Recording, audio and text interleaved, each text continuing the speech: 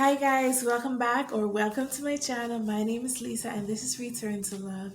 So on this channel we talk about everything from loving ourselves, going back to a place. If you followed my story thus far, you know that I'm coming out of a dark place of postpartum depression and all that jazz, and we're just looking to find ways to find ourselves again. So if you want to be part of this community, then I hope you subscribe and become a part of the family. So without further ado, let's get right into this video.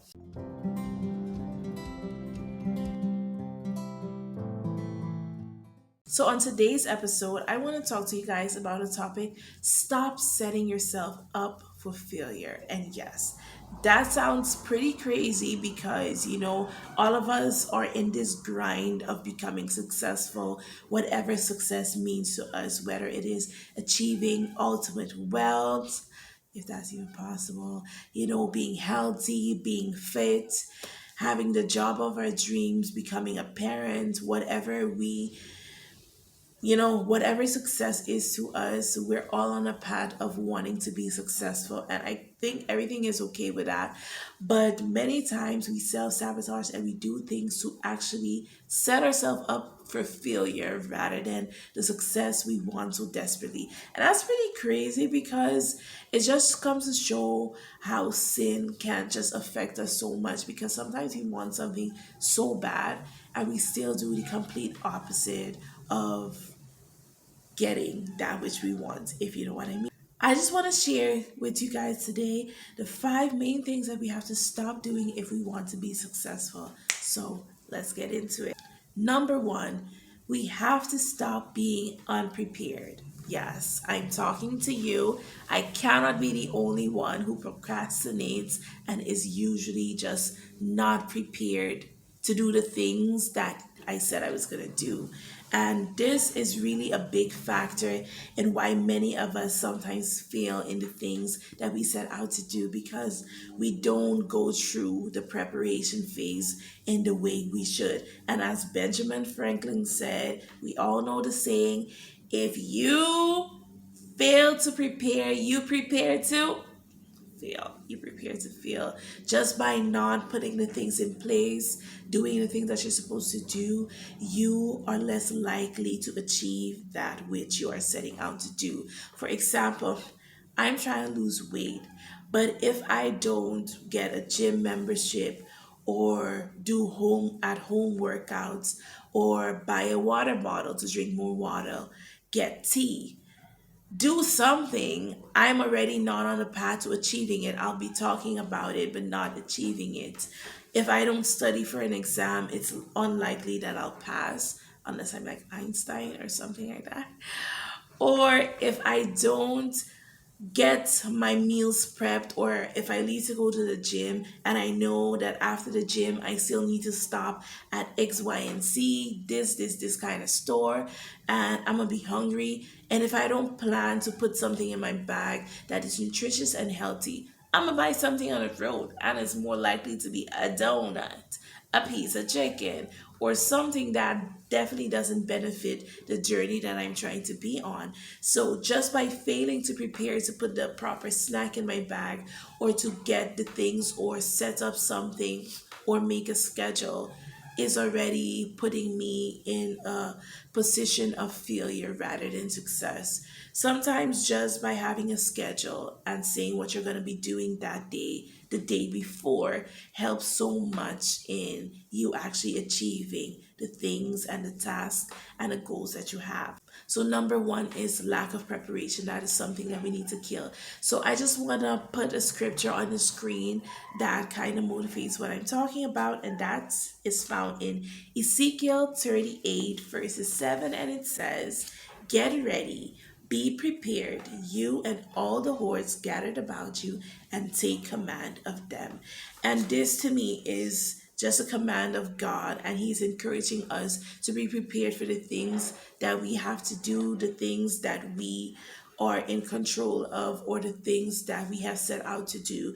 We have to be prepared, and He's even going so far to say, and take command of them. So, like, take charge of the things that you have set out to do.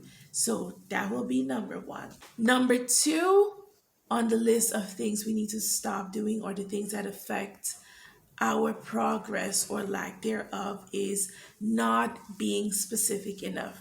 So, those of you familiar with the SMART concept, and those of you who are not, I'll be putting it on the screen. You know, the S in SMART stands for specific, and it is so true. If you're too general when you make a goal or you set a goal for yourself, if you're too general with it, it is less likely that you're going to achieve that goal, because you will be focusing on too broad of an area. I'll take the same example of weight loss.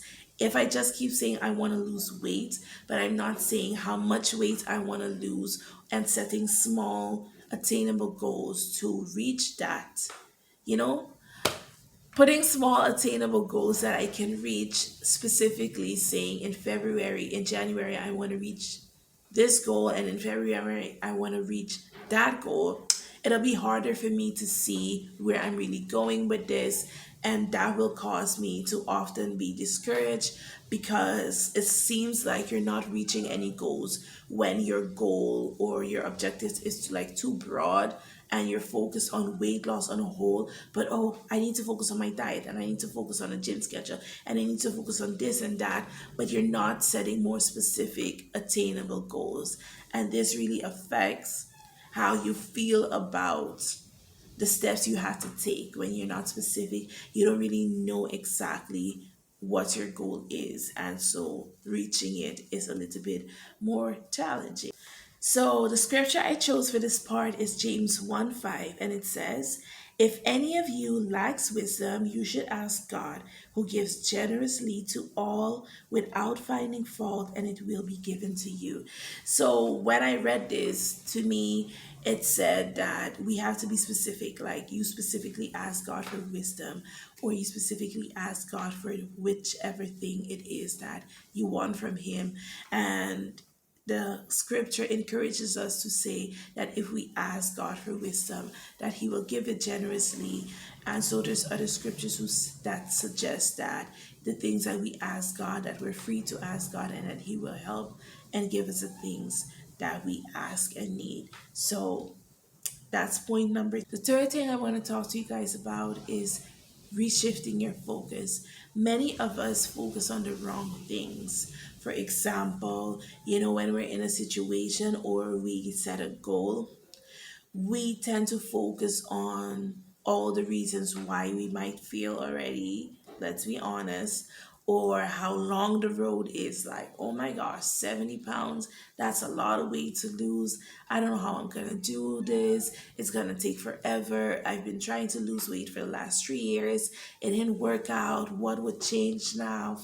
What would make me actually lose the weight? And we focus so much on our inadequacy. We focus so much on our inability to do certain things, and we just kind of lose focus on the fact that we don't have to do it alone, and that we're not alone. And our mind is very powerful. If we keep repeating certain things and keep saying that we can't do something, then eventually our mind will send the signals to the rest of our body, and we will start believing the things that we tell ourselves. So it is so important what we tell ourselves. And that being said, choosing to focus on what is going right and what we can control and the things that we can achieve and how we will achieve it is a lot more helpful than focusing on the negative things. Like, for example, with my weight loss journey, it has been 3.5, almost 4 years that I've been struggling to lose weight. And every time I look in the mirror, I am so displeased with what I see. Last November, I finally started going to the gym.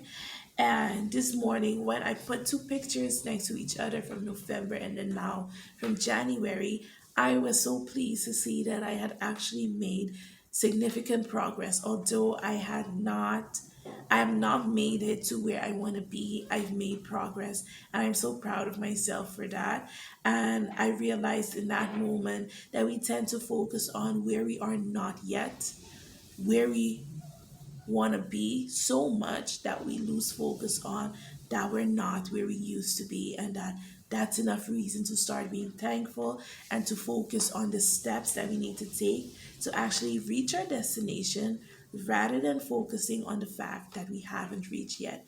So, controlling our mind and focusing on the right things rather than the negative or the fact that it's taking long or that it's difficult, those things most of the time don't help us. So, the scripture I want to link to this point is found in Proverbs 4:23, and it says, "Above all else, guard your heart, for everything you do flows from it." And the scripture speaks for itself that if we do not guard our mind and guard our hearts, that we will continue putting in negative things in it, or we will keep allowing the enemy to put false falsehood in us.